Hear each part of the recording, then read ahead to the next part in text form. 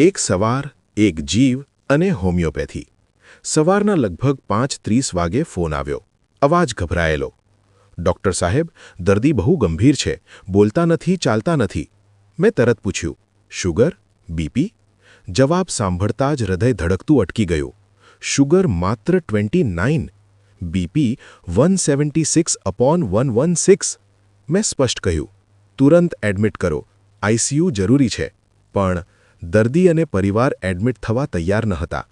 ભય, અશક્તતા, આશંકા. દર્દી શોકમાં હતા. બોલતા નહોતા, ચાલતા નહોતા, પ્રતિસાદ નહોતો. એક ક્ષણે માત્ર એક જ વિચાર હતો કે આ એક જીવ બચવો જ જોઈએ. મેં તરત હોમિયોપેથી સાથે ઇમરજન્સી મેનેજમેન્ટ શરૂ કરાવ્યું. મિનિટો પસાર થઈ રહી હતી. દરેક સેકન્ડ ભારે લાગતો હતો. અને પછી એક ચમત્કાર નહીં, પરંતુ ચોક્કસ રીતે પસંદ કરેલી હોમિયોપેથીની અસર દેખાવા લાગી.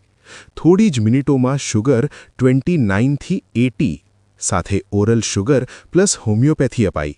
થોડા સમયમાં ફરી ચેક. શુગર 111 અને એક ક્ષણ જે ડૉક્ટર માટે જીવનભરની યાદ બની જાય. દર્દીની આંખોમાં ચેતના આવી, બોલવા લાગ્યા, ચાલવા લાગ્યા અને હું સારું અનુભવું છું એ શબ્દો સાંભળાયા. પરિવારની આંખોમાં આંસુ. ભયના આંસુ નહીં, આભાર અને આશાના આંસુ. આ કોઈ જાદુ ન હતું.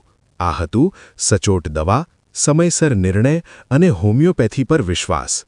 આજ સુધી ઘણા કહે છે કે આઈસીયુ વિના શક્ય નથી, પણ એ રાત્રે એક દર્દીનું જીવન સાબિત થયું કે હોમિયોપેથી આઈસીયુ કેસમાં પણ જીવન બચાવી શકે છે, જો દવા સાચી, સમયસર અને વિશ્વાસ સાથે અપાય. એક જીવ બચ્યો એ જ ડૉક્ટરની સૌથી મોટી સફળતા.